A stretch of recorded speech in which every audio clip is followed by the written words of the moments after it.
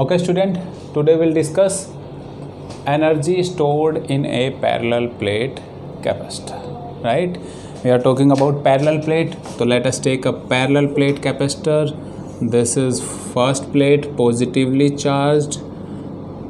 First plate, let's say there is a positive charge, and on insulating stand, as we know that this is second plate that is negatively charged, and outer side of this plate is grounded. We know that, right? Separation between these two plates, it's let's say small d, okay, and electric field inside it, let's say capital E. This is positive Q charge, there is negative Q charge, positive surface charge density and negative surface charge density. It is something like this, right? We find out what energy stored in a parallel plate capacitor. जब भी हम energy की बात करते हैं, energy find out करने के लिए हमें क्या चाहिए? Work done. और यहाँ हम क्या वर्क डन कर रहे हैं? हम इस कैपेसिटर पे चार्ज को स्टोर करने के लिए हमें वर्क डन करना पड़ रहा है. Let's suppose that if I am charge by A small amount D Q, या जो small amount D Q charge है वो मैंने क्या किया? प्लेस किया इसके ऊपर. तो I have to do some work. I means some source of charge, maybe battery or maybe anything else, some source, from the source of charge the capacitor is charged. Let's say at some time small charge dq is placed over here, so the work done is small work is done dw, right, to raise its potential up to V. इसका potential हमने कितना माना? V potential पे है. तो dw small work done हमें किया. तो वर्क डन का फॉर्मूला हमें पता है क्या होता है? Work done is equal to what? Q into V, right? Electrostatic potential energy की डेफिनेशन के अकॉर्डिंग Q इंटू वी या V is equal to work done per unit this. ये हमें पता है कि this is the formula for the work done, right? But here small work done is what?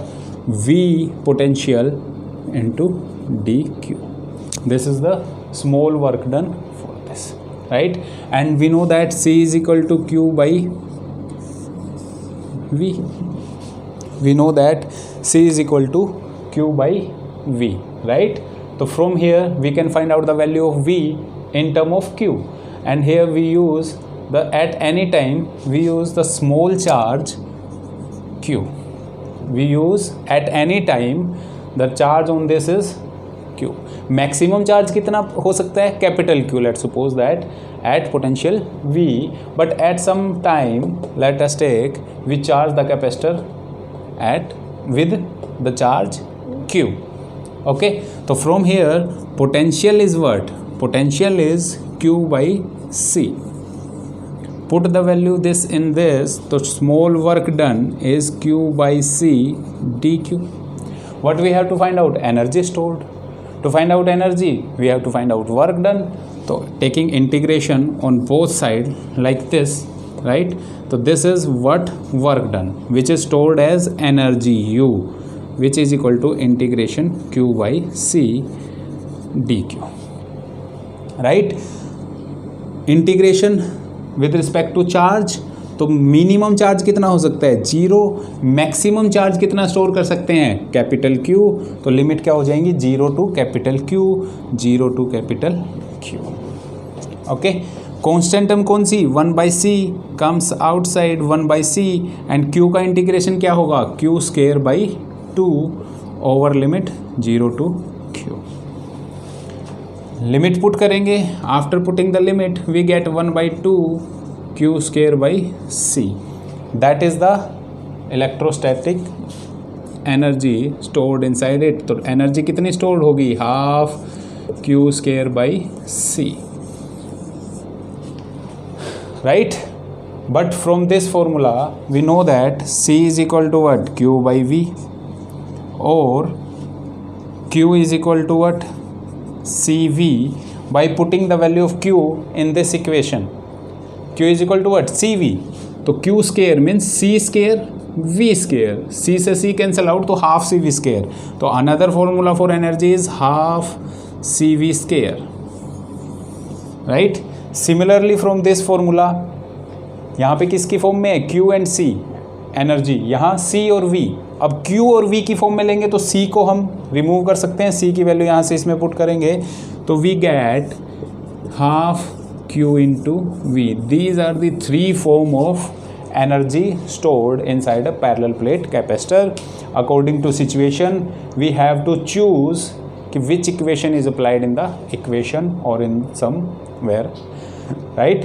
तो इन तीनों में से हम कोई भी इक्वेशन यूज़ कर सकते हैं। लेट्स सपोज दैट अगर मैं सीरीज़ कम्बिनेशन ऑफ कैपेसिटर की बात करता हूँ तो सीरीज़ कम्बिनेशन में क्या होगा, पोटेंशियल तीनों पे अलग अलग होगा। अगर मैं 3 कैपेसिटर को सीरीज़ में प्लेस किया, let's suppose that is something like this, 3 capacitor are placed in series with a battery, right. तो यहाँ पे potential V1, potential V2, potential V3, capacity C1, C2, C3, but whole over this 3 charge is same, Q Q Q।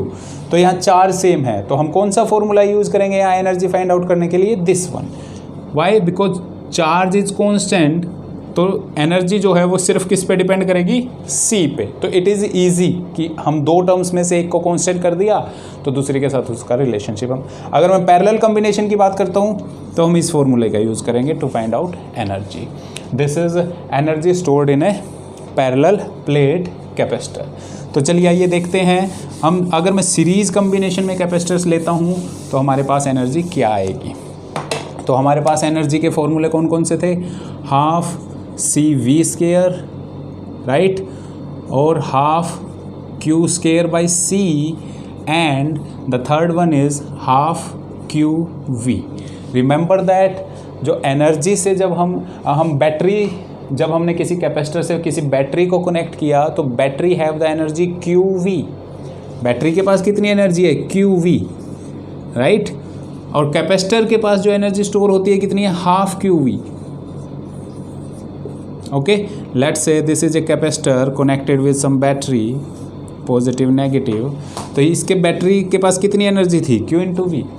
यहाँ से इसने capacitor को battery दी, यहाँ कितनी एनर्जी स्टोर हुई, half QV। Means half the energy given by the battery is stored in the capacitor. तो what happens with the other half, other half is losed by us in the form of heat or some other phenomena, right? तो हमने battery से जितनी energy capacitance ने ली उसकी half of the energy store हुई, but जो second half है that is losses due to some reasons like heat, right, due to the wires, resistance in the wires and etc, leakage from the capacitor and so on. So half of the energy is this. Okay, now these are the formula for electrostatic energy. Let's say in case of series combination of capacitors, series combination की अगर मैं बात करता हूँ तो series combination पे we know that कि क्या होता है, charge is constant, we know that in series combination charge क्या रहता है, सेम रहता है। अगर मैं एनर्जी की बात करता हूँ तो कौन सा फॉर्मूला पुट करेंगे, U is equal to half Q² by C, और C को मैं क्या पुट कर दूंगा, अगर कैपेसिटेंस सीरीज़ कम्बिनेशन में क्या ले लिया, CS, capacitance in series combination तो CS। Okay, and we know that in series combination total capacitance क्या होता है, series combination 1/CS is equal to 1/C1 plus 1/C2 plus 1/C3 plus and so on. This is the total net combination in series combination. Sorry, total capacitance in series combination. Okay, तो 1/CS की value यहाँ put करेंगे, यहाँ तो क्या होगा 1/2 Q², 1/CS की जगह हमने पुट किया 1/C1 plus 1/C2 plus 1/C3 and so on. Clear, bracket open किया तो half Q² by C1, half Q² by C2, half Q² by C3 and so on. तो इसको मैं लिख सकता हूँ energy by first capacitor, energy by second capacitor, energy by third capacitor and so on. तो total energy in series combination जो होगा वो इंडिविजुअल एनर्जी ऑफ कैपेसिटर्स सबको ऐड कर देंगे, that is the total energy in series combination. Clear. अब हम बात करते हैं किसकी, पैरेलल कॉम्बिनेशन की। अगर मैं बात करूं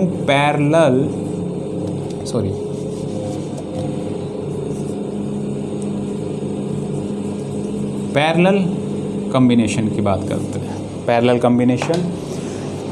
कॉम्बिनेशन में क्या, पोटेंशियल हमें पता है, पोटेंशियल सेम रहता है in all the, when parallel में कनेक्ट करेंगे हम कैपेसिटर को, तो हर एक कैपेसिटर के पास जो पोटेंशियल होगा that is same as the battery, right. तो टोटल एनर्जी कितनी होगी, हाफ Cp, और जो कैपेसिटर है दैट इज Cp v²। और पैरेलल कैपेसिटर में क्या होता है, सभी कैपेसिटर का टोटल कैपेसिटेंस क्या होता है, C1 + C2 + C3, हम डायरेक्टली ऐड कर देते हैं। The value is put here, we get half C1 C2 C3 and so on up to n times v²। Half C1 v², half C2 v², half C3 v², सबको add कर दिया, तो इसको भी लिख सकता हूँ मैं U1 + U2 + U3 plus and so on total energy. तो in series combination as well as in parallel combination total energy क्या होगी, combination of energy of individual capacitors. Sum of the energy of individual capacitor is the total energy. Directly एक capacitor की हमें energy पता है तो उन सब का एडिशन कर देंगे, तो that is the total energy of the parallel plate capacitor in parallel as well as in series combination. Clear, right.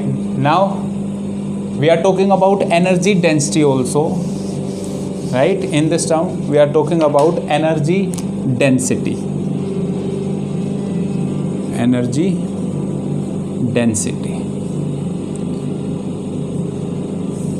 or denoted by small u, energy density। तो energy density क्या होती है, small u, energy density is total energy per unit volume, total energy per unit volume, right? Which volume, where energy is stored, और energy कहाँ store हो रही है, हमारे पास जो एनर्जी है वो हमारे पास इस एरिया में स्टोर हो रही है, in this medium, inside the plate, in this region, right?